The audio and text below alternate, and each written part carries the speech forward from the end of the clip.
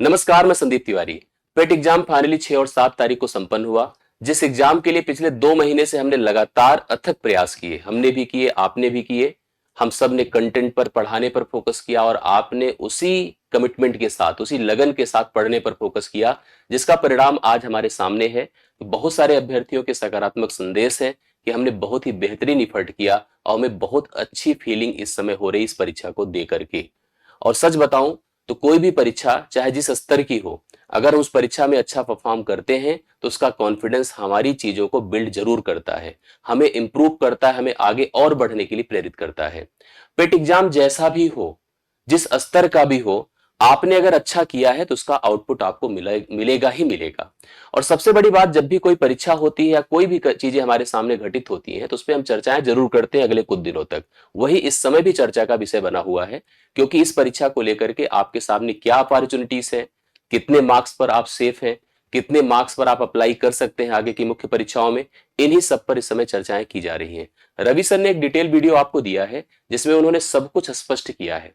कितने मार्क्स पर आप सेफ हैं, कैसे आप अप्लाई कर सकते हैं, नहीं कर सकते हैं, उन्होंने सब कुछ फाइनली बता दिया है। क्योंकि जिस विषय को आप मुझसे पढ़ते थे वो थोड़ा सा डिफरेंट है, टेक्निकल है, और इसीलिए मैं इसके लिए अलग से भी इफर्ट करता था। और मैं अलग से इफर्ट करता था, जिसका ही परिणाम है कि आपको अच्छा रिस्पॉन्स आज कर दिखा है, जिससे आप अच्छे आउटपुट की तरफ हैं।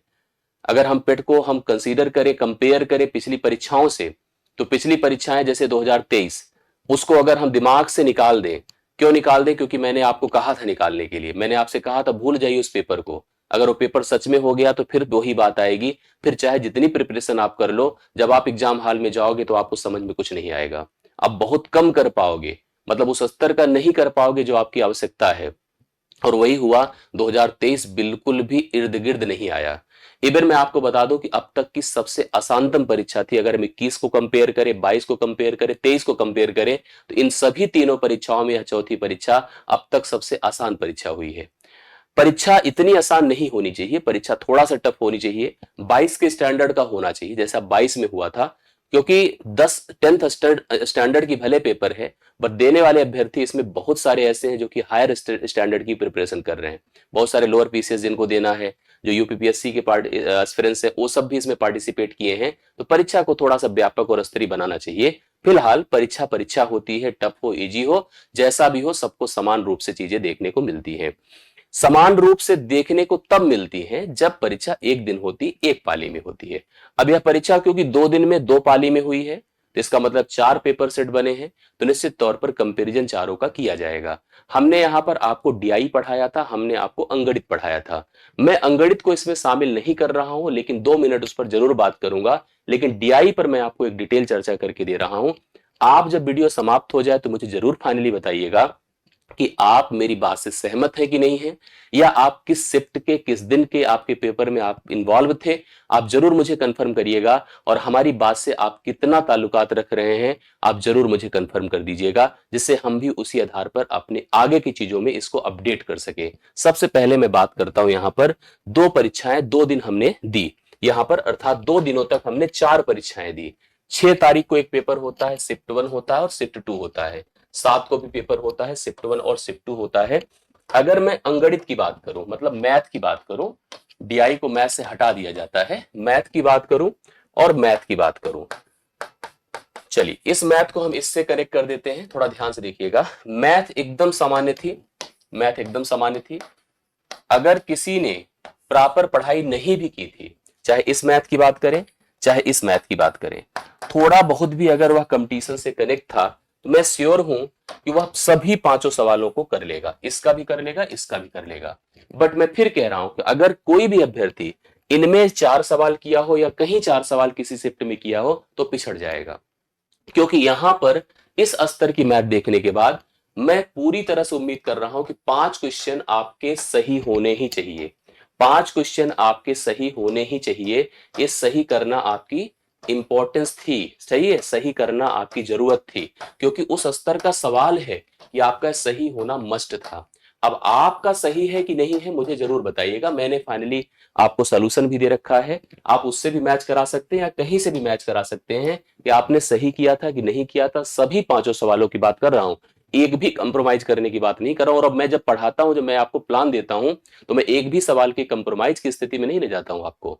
भले ही बाद में आपका चलो ठीक है 19-20 हो जाता है, लेकिन अभी तो मैं श्योर हूं उस समय जब पढ़ाना शुरू किया था और अंत में भी, कि जितने अगर प्रॉपर लगन से पढ़ा होगा, 5 का 5 उसका सही होगा। अगर नहीं है तो पीछे हैं आप, इस बात को मान लीजिए आप पीछे हैं अगर आप 5 के सही नहीं किए हो तो। अब बात आती है डीआई की। डीआई, चलिए पहला शिफ्ट होता है 6 तारीख को। जब हमने पेपर देखा तो मुझे केवल एक ऐसी डीआई दिखी जहां पर कैलकुलेशन था, ठीक है। हालांकि कैलकुलेशन सब में था, लेकिन अगर जो कंफ्यूज करने वाला कैलकुलेशन था वो एक जगह था। कौन सा? एक आपका जो प्रॉफिट लॉस डिस्काउंट वाला जो सिस्टम बना था ना, बट उसमें पहले बहुत पढ़ाया था आप लोगों को, तो इतनी दिक्कत नहीं होगी। एक दूसरी डीआई भी यहां पर थी, मतलब इसमें कैलकुलेशन था क्योंकि इसमें प्रॉफिट लॉस का पूरा सिस्टम इन्वॉल्व था और उसमें यहां पर डिस्काउंट ये सारी चीजें ऐड थी, इसलिए थोड़ा सा दिक्कत हुई। एक और सवाल उसी में था जिसमें उस आंकड़े को पूछ लिया जो आंकड़ा उसका पार्ट नहीं था। जैसे आपने देखा होगा कंपनी थी, कंपनी में 2 डिपार्टमेंट थे, एक फाइनेंस था, एक मार्केटिंग थी। फाइनेंस वाले का डेटा दिया था, मार्केटिंग वाले का नहीं दिया था। बहुत सारे लोग उसमें कंफ्यूज हुए होंगे। उसी में एक कंफ्यूजन शायद और था जिसमें पुरुष की संख्या, महिला का परसेंटेज दिया था, वो भी टेबल में कुछ और था, अपडेट कुछ और था। तो यह एक कंफ्यूजन का विषय था। मतलब 2 डीआई इसमें ऐसी थी जो आपको डिस्टर्ब कर सकती थी। मुझे जहां तक उम्मीद है बाकी जो 2 डीआई थी 10 के 10 आपके 10 क्वेश्चन मस्ट सही होने चाहिए।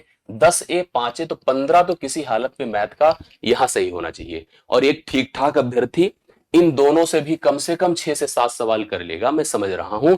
तो 15 7 22 किसी भी हालत में 22 सवाल 23 सवाल से आपके कम सही नहीं होने चाहिए। ये इस बात की हो गई जिससे कि पहले शिफ्ट की। मतलब अगर 22 क्वेश्चन आपने किया है कि नहीं किया है सही, मुझे जरूर बताइएगा कमेंट करके, ठीक है।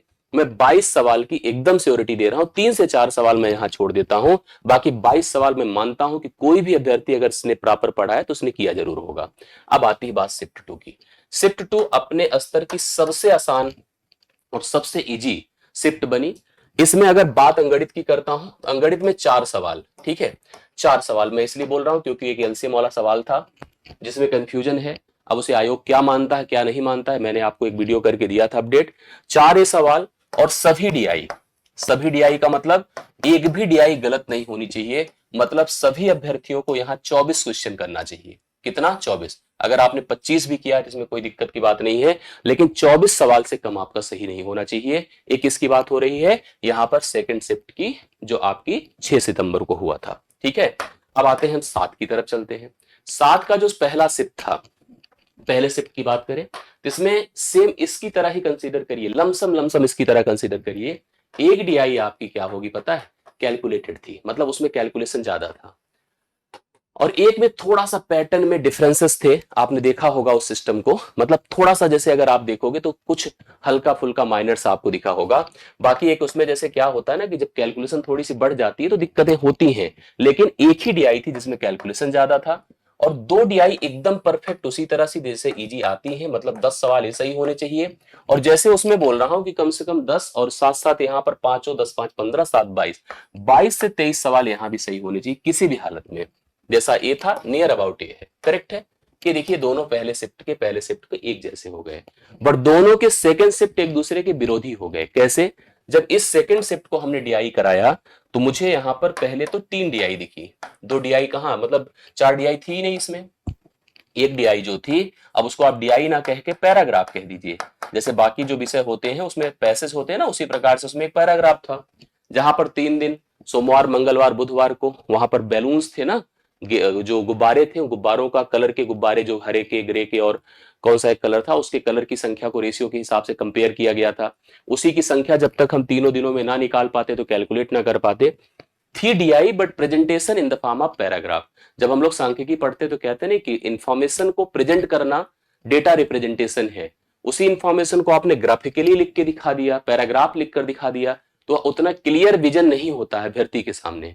अगर हम कोई मार्कशीट है, मार्कशीट को आपके सामने ऐसे पूरा पैराग्राफ लिख के दिखाएं और प्रॉपर एरो रो डायग्राम सब कुछ बना के दिखाएं तो ज्यादा आसान होगा कि पैराग्राफ में आसान होगा। तो पैराग्राफ की वजह से वो टफ हो गया क्योंकि वो मॉडरेटेड लेवल में चला गया, अर्थात वो अपने लेवल में वो पैटर्न में था ही नहीं, वो डिफरेंट हो गई चीज। तो वहां कंफ्यूज हुए होंगे अभ्यर्थी। हो सकता है आपने उसमें से 2-3 सवाल कर लिए, हो सकता है आपने 5 कर लिया हो, लेकिन 2-3 सवाल हम वहां से मानते हैं कि 2 सवाल वहां से आप कर सकते हैं। करेक्ट है, 2 सवाल वहां से कर सकते हैं। बाकी एक डीआई इसमें काफी कैलकुलेटेड थी, उसमें भी आप 2 ही कर पाएंगे, जो हम मतलब उस स्तर पे जा रहे लेकर के। तो मतलब एक पैराग्राफ वाली डीआई थी जो आपको अलग लगी होगी। इसमें से एक डीआई और निकालने, काफी कैलकुलेशन था इसमें, इसमें गलतियां भी हुई होगी, काफी कैलकुलेशन था इसमें, आंकड़े थोड़ा सा डिस्टर्ब किए हैं। बाकी 2 सामान्य थी, लेकिन इतनी भी सामान्य नहीं थी कि पूरा कर सकते हैं आप। तो हम 2 में से वहां पर 8-9 ले लेते हैं, ठीक है। इसमें से 2 ले लेते हैं, इसमें से 3 ले लेते हैं, तो 8 3 11 2 13, 13 सवाले 5 आपके हो, तो लगभग यहां पर मैं 20 सवालों पर आपको लेके जा रहा हूं, ठीक है। 20 सवाल यहां सही होने चाहिए किसी भी हालत में। अब आपके किस शिफ्ट में पेपर आपका था और किस शिफ्ट में आपका पेपर था और कितना सवाल आपका सही था, ये आपको कमेंट करके बताना है। अगर हम एक तुलना करें प्रॉपर, हम लो से चले, इजी से टफ चले, तो सबसे इजी थी ए। कौन सी थी बताएं? ए है, सॉरी, ए थी। कौन सा है? इस सेकंड शिफ्ट है 6 सितंबर। इसके बाद हम नंबरिंग अगर हम करते हैं तो प्रॉपर जैसे मैं बता रहा हूं, इसको मैं दूंगा 2 नंबर, करेक्ट है, ये 2 नंबर दूंगा। इसके बाद इसको मैं दूंगा 3 नंबर, और फाइनली सबसे टफ ये थी 4 नंबर। सवालों की बात मैंने आपको बता दी कि यहां पर आपके सभी 24 सवाल सही होने चाहिए। एक मैं अंगणित के हिस्से की तरफ ले जा रहा था। यहां पर आपका 22 से कम नहीं होना चाहिए, 21-22 होना चाहिए। यहां पर भी आपका 22, 23 या 21 कम से 21 मान लीजिए, ऐसे होगा। और फाइनली यहां पर आपका कम से कम 20 सवाल सही होना चाहिए। इस स्तर पर अगर आपने किया है तो मुझे लगता है कि आप रिलेवेंट पढ़े हैं। बाकी आपका क्या रिस्पॉन्स था, कैसा था, मैं कोई कट ऑफ नहीं बता रहा हूं, मैं कोई प्रॉपर वो नहीं कर रहा हूं, लेकिन मैं डीआई और अंगणित की एक रूपरेखा आपके सामने रख रहा हूं। आप सभी मुझे बताना कि आपका क्या रिस्पॉन्स था, आपने कितना किया था, कितना सही था, क्या मेरी ये बात आपको समझ में आ रही है, क्या मेरे इसी आधार पर ही आपने भी देखा है, ऑब्जर्व किया है, या आपका कुछ और व्यू है, आप मुझे कमेंट करके बताइएगा, ठीक है। बाकी आगे के प्रयास, आगे की प्लानिंग जो भी आग मुझसे हो सकती है, जो आपसे मुझे उम्मीद, जो आप मुझसे उम्मीद कर रहे हैं, मुझे कमेंट करके बताइएगा। इतने दिनों का समय इतने दिनों का संघर्ष साथ कैसा रहा, ये भी कमेंट करके बताइएगा। मुलाकात फिर से ऐसे लगातार प्रयासों में आपके साथ, जो हमारा काम है उसमें मैं लग के आपके करता रहूंगा, और ऐसे ही आपको अपडेट करता रहूंगा, पढ़ाता रहूंगा। बहुत बहुत धन्यवाद, थैंक यू सो मच। जुड़े रहिए, साथ में बने रहिए, बहुत बेहतर आगे किया जाएगा, सफलता तक किया जाएगा। थैंक यू सो मच, सभी को धन्यवाद।